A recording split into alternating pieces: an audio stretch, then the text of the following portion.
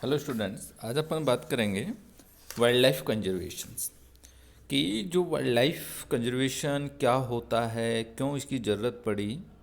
तो हम देखते हैं कि वाइल्ड जो एनिमल्स होते हैं या वाइल्ड लाइफ का जो वर्ड्स है, इसका सबसे पहले इसका अपन मतलब जानते हैं कि जो नेचुरल्स हैबिटेट में रहने वाले एनिमल्स के लिए इस वर्ड को अपन यूज किया जाता है। लेकिन अब ब्रॉड तौर पर देखें तो नेचुरल हैबिटेट में पाए जाने वाले जो सभी फ्लोरा एंड फौना को वाइल्ड लाइफ की श्रेणी में अपन मानते हैं। और हमारा जो कंट्री है इंडिया, उसमें बायो यह पूरा का पूरा जो कंट्री बायोडाइवर्सिटी से फुलफिल है। यहाँ के अपन महाकाव्यों की बात करें, ग्रंथों की बात करें या नेचुरल एंड जो वाइल्ड पिक्चर का वर्णन करें, तो अपन देखते हैं कि इन सभी में कहीं ना कहीं इनका वर्णन किया हुआ है।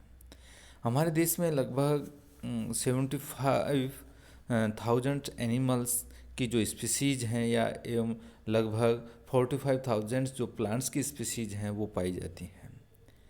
एक बेसिक आइडिया के तौर पर अपन देखते हैं कि सन 2000 तक वर्ल्ड में लगभग 160 स्पीसीज में जो अपने मैमल्स हैं उनकी, और 88 स्पीसीज हैं वो बर्ड की, वह मनुष्य का जो विवेकहीन कार्यों के कारण वो विलुप्त हो जाएगी, क्योंकि वो ख़त्म हो जाएंगी यहाँ से। तो IUCN के अनुसार लगभग 25,000 जो प्लांट्स एवं इस समय के जो 25,000 प्लांट्स हैं उनकी स्पीसीज हैं वो इन्हीं जो मानव की जो क्रियाकलाप हैं उनके कारण वो विलुप्त के कगार पर है। साथ ही लगभग 6 लाख जो प्लांट्स हैं एवं एनिमल्स हैं उनकी प्रजातियां जो विलुप्ति का सामना कर रही हैं। तो भारत में जैसे हाथी है, शेर, टाइगरों की संख्या धीरे धीरे कम होती जा रही है, और यहाँ जो चीता है वो पहले से ही विलुप्त हो चुका। पुराने पीरियड्स में हम देखते हैं कि जो एलिफेंट है उसका संपूर्ण भारत में आधिपत्य था, और वर्तमान में केवल और केवल यह आंध्र प्रदेश, मध्य प्रदेश, महाराष्ट्र से हाथी भी पूर्णतया लुप्त हो गए हैं। एशिया में पाए जाने वाले जो बब्बर शेर हैं वर्तमान में केवल जो गिर फॉरेस्ट है वहाँ तक कि वो सीमित रह गए हैं, गुजरात का गिर फॉरेस्ट। तो इनके बहुत सारे रीजन रहे हैं, जैसे कि इनमें बहुत तेज़ी से इंडस्ट्रियलाइजेशन का होना, और अर्बनाइजेशन की वजह से जंगलों को बेशुमार कटाई व बड़े पैमाने पर जो वाइल्ड एनिमल हैं उनका अवैध शिकार से यहाँ पर्यावरण को नुकसान तो पहुँच रहा है, वहीं दूसरी ओर जो वाइल्ड एनिमल्स हैं उनका अस्तित्व भी खत्म हो रहा है। तो एनिमल्स के डिस्ट्रीब्यूशन के हिस्ट्री या वहाँ के जो एनिमल्स हैं उनकी नंबर ऑफ उनकी नंबर्स हैं उन एनिमल्स के, उनका घटना या उनके आवास के प्रकार एवं स्पीसीज की पोटेंशियलिटी के आधार पर IUCN ने विभिन्न प्रजातियों को 4 ग्रुप में रखा।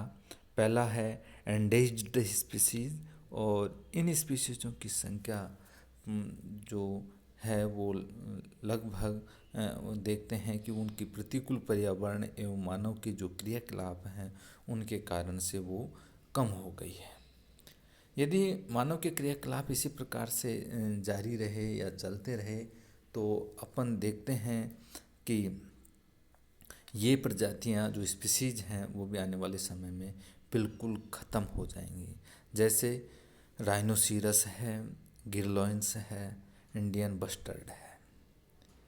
अब अपन बात करेंगे वल्नरेबल स्पीसीज, असुरक्षित, जो अपने आप को असुरक्षित मानती हैं, उनको किसी का भय है, डर है ख़त्म होने का, वो हैं। तो हम देखते हैं कि जो प्रेजेंट में जो नेचुरल हैबिटेट में इन एनिमल्स की उचित संख्या है, लेकिन यदि वहाँ पर प्रतिकूल परिस्थितियाँ लगातार चलती रही तो आने वाले समय में ये स्पीसीज क्या हो जाएंगी, संकटग्रस्त हो जाएंगी और ख़त्म होने की संभावना इनकी बनी रहेगी।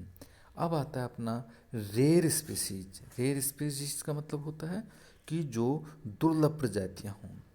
इन प्रजातियों की या इन स्पीसीजों की संख्या कंप्लीटली पूरे वर्ल्ड में बहुत कम है, लेकिन आने वाले समय में ये स्पीसीज संकटग्रस्त हो सकती हैं।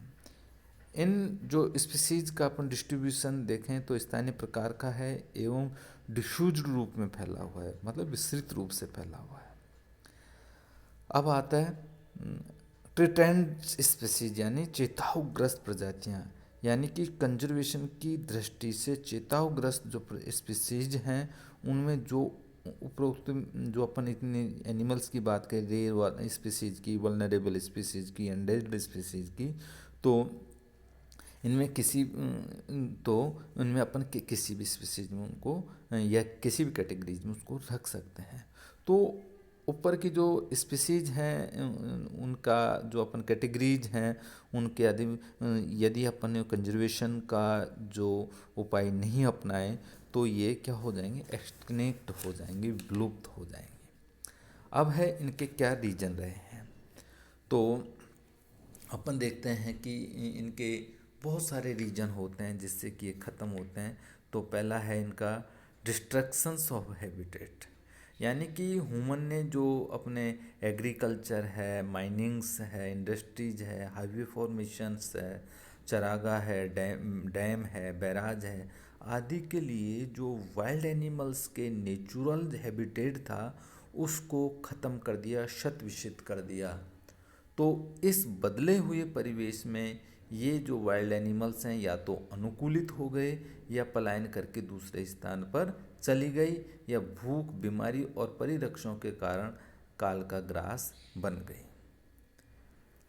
हंटिंग फॉर कमर्शियल प्रोडक्ट्स, यानी कि विभिन्न वाइल्ड एनिमल्स की जो स्किन है उनके जैसे हाथी के टीथ हैं, फर है, मांस हैं, इत्र हैं, कॉस्मेटिक मटेरियल्स है या उनका जो सेक्स पावर बढ़ाने के लिए जो मेडिसिन्स वगैरह उनकी ऐसी मान्यता है कि मार के वहाँ पर बनाने से उनमें ग्रोथ होती है। तो अपन देखते हैं कि जैसे अफ्रीका में 95% जो अपना जो राइनोसेरस था वो वहाँ पर इसी वजह से उनकी जो स्पीसीज थी उसको मार दिया गया। और पिछले अपन एक दशक में देखें तो अफ्रीका में जो एलिफेंट टीथ थे उनकी प्राप्ति के लिए 1/3 जो एलिफेंटों को मार दिया। इंडिया की बात करें तो इंडिया में देखते हैं कि 2 अप्रैल 1992 से जो एलिफेंट टीथ के जो बिजनेस है उस पर रोक लगा दिया गया, प्रतिबंध लगा दिया गया। और 1962 से लगभग 70,000 व्हेल जो स्पीसीज हैं उनको काटा, व्हेल मछलियों को काटा गया। और वर्तमान में अपन इंटरनेशनल मार्केट में व्हेल से उत्पादक जो भी आइटम बनता था उस पर पूरी तरह से वहाँ पर प्रतिबंध लगा दिया गया। इसी तरह से जो कस्तूरी मृग को अपन मारकर जैसे कस्तूरी को निकाला जाता था तो उनका जो साइट्स था, साइट्स का मतलब होता है convention on international trade in endangered species of world fauna and flora ने जो भारतीय स्पीसीज थी उनकी सूची बताई और जिनकी इंटरनेशनल उनका व्यापार जगत में बहुत अत्यधिक मांग रहती थी, उनमें बहुत सारी उन्होंने स्पीसीज थी। तो एक होता है कि ओवर एक्सप्लोरेशन यानी अत्यधिक उपभोग। तो अपन देखते हैं कि जो मैराइन स्पीसीज हैं जैसे फिश है, मोलस्का है, सी काव है या जो समुद्री कछुआ है, इनके उपभोग के बहुत ज़्यादा उपभोग के कारण ये एनिमल्स हैं वो क्या है, विलुप्ति के कगार पर हैं, ख़त्म होने वाले हैं। अब बात करेंगे कलेक्शन फॉर जू एंड रिसर्च। तो अपन देखते हैं कि विभिन्न एनिमल्स एवं प्लांट्स की जो स्पीसीज हैं उनको रिसर्च कार्य में उपयोग लिया जाता है। जैसे मंकी है, चिंपांजी है, इनकी बॉडी स्ट्रक्चर्स ह्यूमन के इक्विवेलेंट होने के कारण इन पर बहुत सारे जो रिसर्च वर्क किए गए और मंकीज़ को लाखों की संख्या में मार दिया गया, क्योंकि जो ह्यूमन के इक्विवेलेंट उनके क्रियाकलाप थे, तो उनको स्टडी करने के लिए या उनकी जो मानव को तो डायरेक्ट मार नहीं सकते, और उनसे इक्विवेलेंट जो भी रिसर्च होते हैं वो इन पर किए गए, और इस कारण से उनको मार दिया गया, ख़त्म कर दिया गया। तो और भी बहुत सारे कारण हैं जिनके कारण कि वाइल्ड लाइफ है जो उसको नुकसान होता है।